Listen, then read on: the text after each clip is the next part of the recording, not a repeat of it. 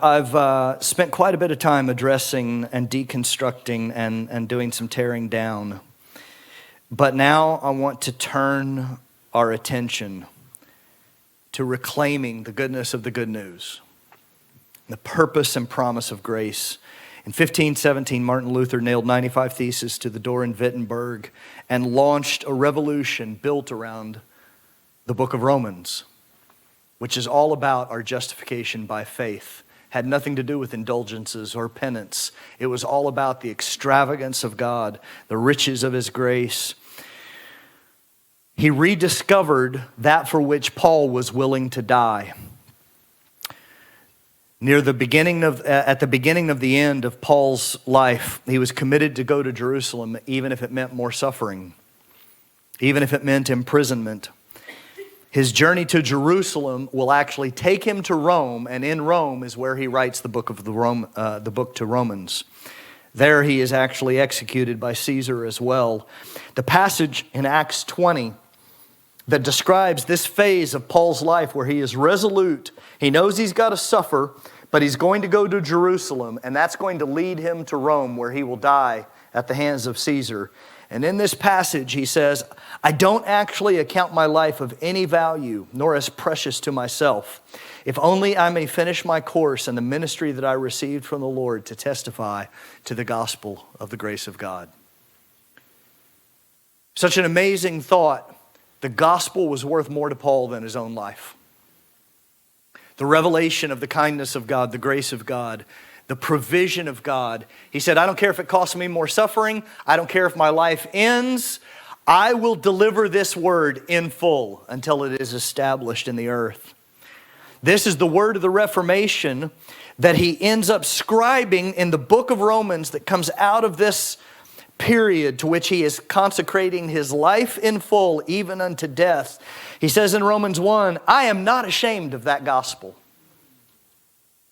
For it is the power of God for salvation to everyone who believes, to the Jew first and also to the Greek. For in it the righteousness of God is revealed from faith to faith. Even as Scripture says, the righteous shall live by faith. The righteousness of God is revealed from faith to faith. Again, there's no mixture in there. It's not from faith to works and faith. It's not from faith to faith plus a little bit of carrots and sticks.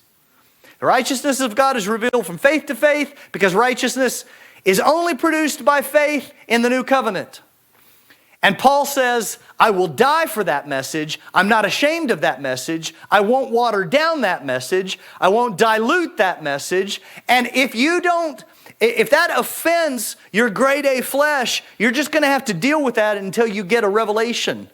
Because the gospel is bigger than our ideas. It is the fact of God's ways in elevating man out of his sinful prison into the glorious liberty of the sons of God.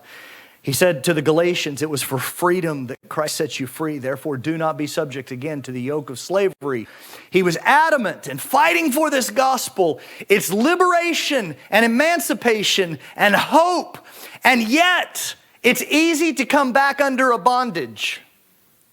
But the gospel is really setting you free. It was for freedom that He set you free. Don't be subject again to that yoke of slavery. A man named Robert Farrar Capon described what happened with Luther when he got a hold of Paul.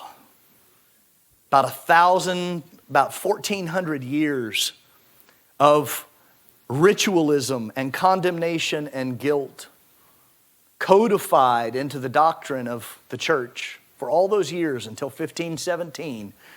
Luther cracks open the book of Romans and sees what Paul died to reveal. And he reads that verse and it comes alive within him. Commentary on this by this man named Robert Farrar Capon. He says, the Reformation was a time when men went blind, staggering drunk because they had discovered in the dusty basement of late medievalism a whole cellar full of 1,500-year-old, 200-proof grace. Bottle after bottle of pure distillate of Scripture, one sip of which would convince anyone that God saves us single-handedly.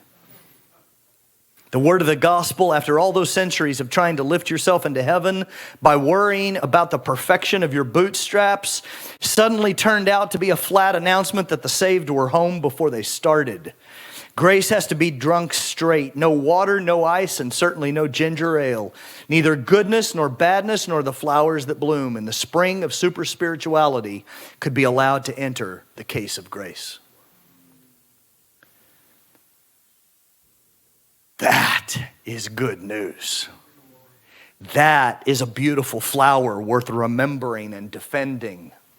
That is a gift that brings goodwill and peace toward men. That is something worth not being ashamed of. That is something worth breaking all the karmic systems in the world. That's worth relating differently to one another, differently to God, and differently within myself.